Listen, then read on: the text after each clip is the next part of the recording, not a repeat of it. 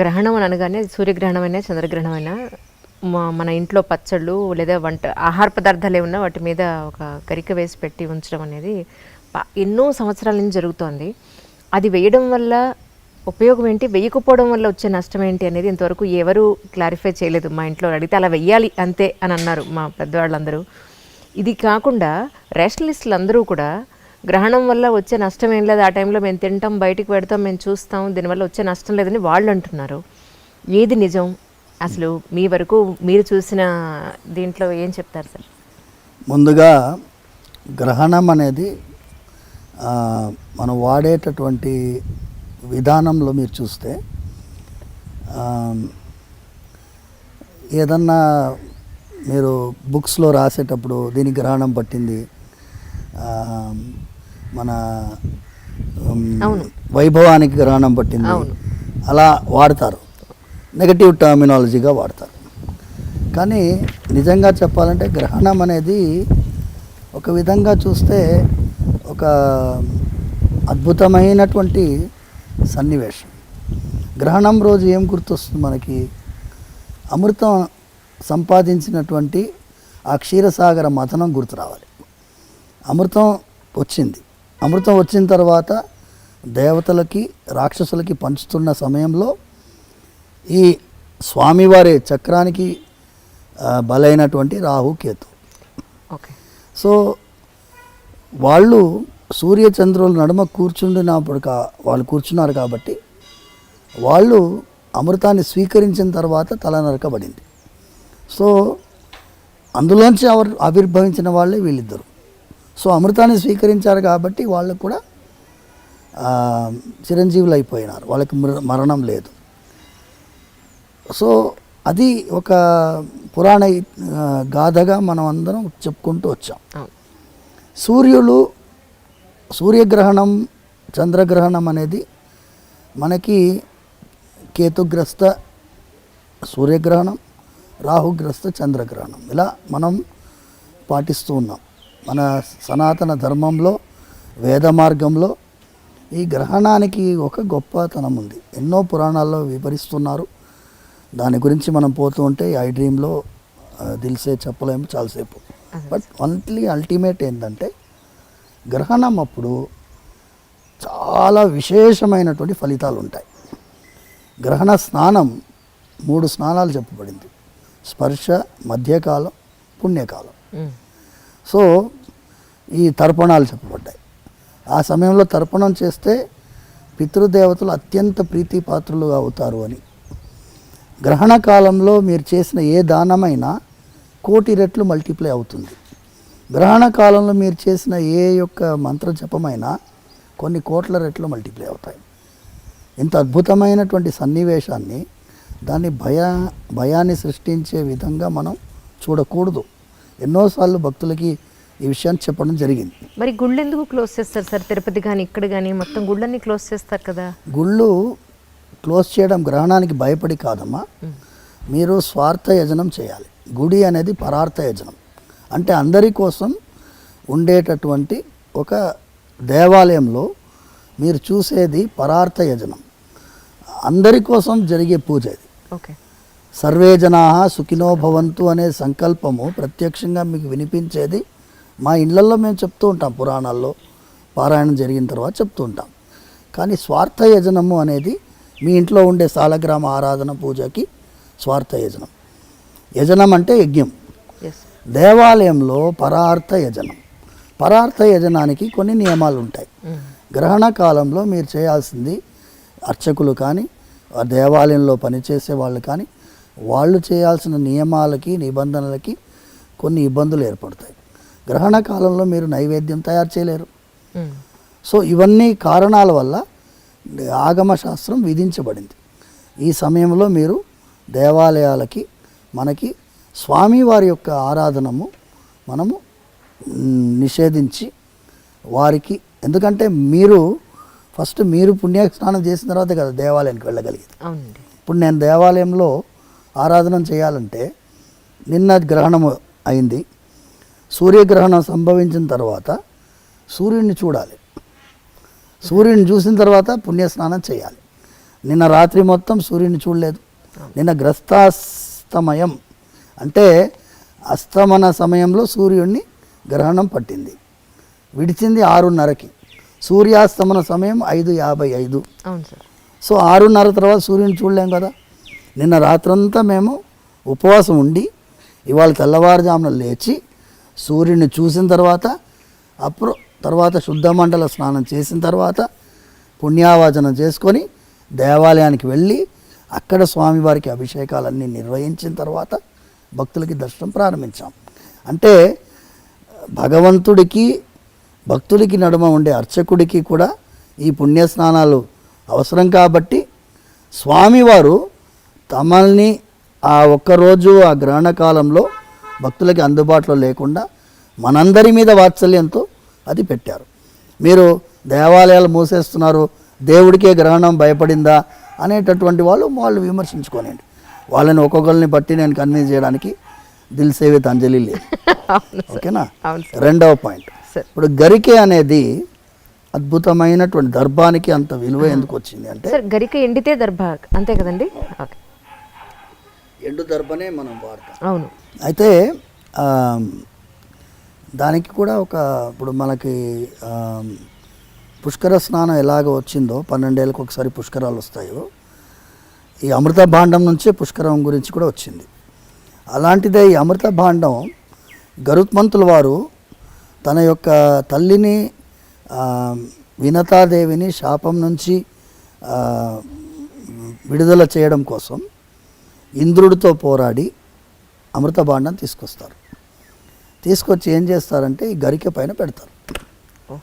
So గరిక పైన పెట్టినప్పుడు ఈ సర్పాలన్నిటికీ కూడా మీరు వెళ్ళి స్నానం చేసి రావాలి, అప్పుడే మీరు ఈ అమృతాన్ని స్వీకరించవచ్చు అంటారు. అంటే అందరు వేల సర్పాలన్నీ సముద్రంలో స్నానానికి వెళ్తారు. మళ్ళీ ఇంద్రుడు వచ్చి తీసుకెళ్ళిపోతాడు అమృత భాండాన్ని. తీసుకెళ్ళేటప్పుడు గరిక మీద అమృతం పడుతుంది. సో అది అమృతంతో తడిసింది కాబట్టి దానికంతా గొప్పతనం. సో అది గరిక తడిసిన తర్వాత ఈ సర్పాలన్నీ ఏం చేస్తాయి, వచ్చి ఆ గరికెని నాకితే సర్పం యొక్క నాలుక రెండుగా చీలిపోతుంది. సో రెండు సైమల్టేనియస్ జరుగుతాయి. అందుకే సర్పానికి 2 నాలుకలు, గరికె వల్ల వచ్చి అంత షార్ప్గా ఉంటుంది, కోస్తుంది అది. సో అంత పవర్ఫుల్ అన్నమాట ఈ దర్భం. దర్భానికి అంత గొప్పతనం. మేము పవిత్రం ధరిస్తాము, పవిత్ర పాణి అంటారు. పవిత్రం ధరించి వెళ్తాము. ఏదన్నా శుభకార్యం జరగాలన్నా పవిత్రంతో జరగాలి. సో అంత ముఖ్యత్వం ఈ అమృతం వల్ల వచ్చింది. సో గ్రహణం సమయంలో సంబంధించిందంతా అమృతంతో సంబంధించిన విషయం. సో అందుకోసం అంత ముఖ్యత్వం. దాన్ని కనుక మనము ఏదన్నా పదార్థం పైన, వండిన పదార్థం పైన, పచ్చళ్ళ పైన, చెడిపోయే పదార్థం పెరుగు అందులో పెడతారు, చిన్న ముక్క పెడితే అది చెడిపోకుండా ఉంటుంది దర్భం వల్ల. ఇది మనం నమ్ముతాం. ఇప్పుడు నమ్మకం ఉండేవాళ్ళు నమ్ముతున్నాం. ఇప్పుడు మేము వెళ్ళి ఈ రేషనలిస్టులని, వాళ్ళు అదేమంటారు హేతువాదుల్ని వెళ్ళి కన్విన్స్ చేయాల్సిన అవసరం లేదు. నేను ఇప్పుడు కాదమ్మా, మీకు తెలుసుంటే 20 ఏళ్ల ముందు ఎప్పుడైతే ఈ టీవీ ఛానల్ దూరదర్శన్ తప్ప ఎక్స్ట్రా ఛానల్స్ ఎప్పుడైతే వచ్చాయో అప్పుడు మొట్టమొదటిసారి ఒక ఛానల్లో గ్రహణం సమయంలో నన్ను నేను రానయ్య బాబు కూర్చోబెట్టి ఏం చేశారు, సమోసా అవన్నీ తీసుకొచ్చారు. మేమంతా తింటాం, చూడండి ఏమన్నా అవుతుందంటే. ఇప్పుడు మీరు చిన్న విషయం అమ్మా, తిన్న వెంటనే ఏమన్నా అవుతుందా? ఏమీ కాదు. ఇప్పుడు స్మోకర్స్ ఉన్నారు, రోజు సిగరెట్ తాగుతాడు, ఏమైనా అవుతుందా వాడికి? ఎప్పుడు అవ్వాలో అప్పుడు అవుతుంది. ఎప్పుడు అవ్వాలో అప్పుడు అవుతుంది. అయినప్పుడు మీరు అయ్యో ఎందుకు చేసామరా అనిపిస్తుంది. ఇప్పుడు సైంటిఫికల్గా గ్రహణం సమయంలో lot of other reasons are being చెప్తున్నారు. సైన్స్ కూడా గ్రహణం సమయంలో what are the changes, electromagnetic fields ఏముంటుంది, ఎలా ఉంటుంది పరిస్థితి, వాతావరణంలో ఏ మార్పులు ఉంటాయి, వాళ్ళు రీసెర్చ్ చేస్తున్నారు, ఇప్పుడు ఇంకా చేస్తున్నారు. So let us wait. శరీరం పైన మనది ఏంటి అంటే ప్రకృతితో అనుసంధానమైనటువంటి ఒక జీవితం మనది. అది గ్రహించాము కాబట్టే ఇప్పుడు ఈ CO2 కార్బన్ ఎమిషన్ వాళ్ళు విదేశీ వాళ్ళు మాట్లాడుతున్నారు చూడండి. మన వాళ్ళకి ముందు నుంచే తెలుసు. ఋషులు వాళ్ళు ప్రకృతితో అనుసంధానంగా మీరు జీవించాలి, ప్రకృతికి విపరీతంగా మనకు ఏ కార్యక్రమం చేయకూడదు అనేటటువంటి విధానంలో మనం జీవించాం కాబట్టి చాలా విషయాల్లో ప్రకృతితో సంబంధించినటువంటి అంశాలు మనం చెప్తున్నాం. గ్రహణం కూడా ప్రకృతితో సంబంధించిన విషయం. సో గ్రహణం సమయంలో గర్భిణీ స్త్రీలు కొంచెం జాగ్రత్త పడాలని చెప్పాం. అది మూఢనమ్మకం, అది ఇది అన్నారు. ఎవరెవరు మూఢనమ్మకం అన్నారో వాళ్ళు చాలామంది ఈ వైపు వస్తున్నారు. ఇప్పుడు ఈ వైపు వస్తున్నారు. మీరు చూడండి, ఎక్కడైనా బిగ్గెస్ట్ రేషనలిస్ట్ సైంటిస్ట్ వాళ్ళు మేము చేసిన ప్రయాణం అనేది సరి అయిన ప్రయాణం కాదు, ఈ రాజమార్గంలో ప్రయాణమే సరైన. త్యాగరాజ స్వామి పాడాడు, చక్కని రాజమార్గం ఉండగా సందులో దూరనేలా అని పాడాడు. అది సందు తెలియదు, ఎట్టబోతామో తెలియదు. అందుకోసం ఇటువైపు రావడమే మంచిది. ఇది ఏంటి అమ్మా, కొన్ని వేల సంవత్సరాల చరిత్ర ఉన్నటువంటి సనాతన ధర్మం. ఇది వేద మార్గం. వేద మార్గం ఏమంటుంది? చిన్న విషయం అమ్మ, నా అప్సు మూత్ర పురీషం కుర్యాత్ వేదం చెప్తుంది. నీళ్ళల్లో మీరు ఎప్పుడు కూడా మీరు పాసిపోయకూడదు అని చెప్తుంది వేదం చెప్తుంది. నదికి ఉండేటటువంటి మనకి గౌరవం చెప్తుంది. నదీ స్నానానికి వెళ్ళినప్పుడు మీరు సోప్ కూడా రాసుకోకూడదు అంటుంది. ఇక్కడ సోప్ రాసుకొని నదిలో స్నానం చేయకూడదు. నదీ స్నానం చేసి వచ్చి మీరు ఇంట్లో సోప్ రాసుకొని స్నానం చేసుకోవచ్చు. నదీ స్నానానికి ఈ కెమికల్స్ పూసుకొని స్నానం చేయకూడదని శాస్త్రం చెప్తుంది. అంటే ప్రకృతిని గౌరవించి, ప్రకృతిని గుర్తించి, ఒక తల్లిలాగా మనం నదిని భావించినటువంటి వాళ్ళం. ఎవరికైనా నచ్చకపోవచ్చు. న్యూజిలాండ్లో పోయిన ఏడాదికి ముందేడాది they have declared a river as a living being.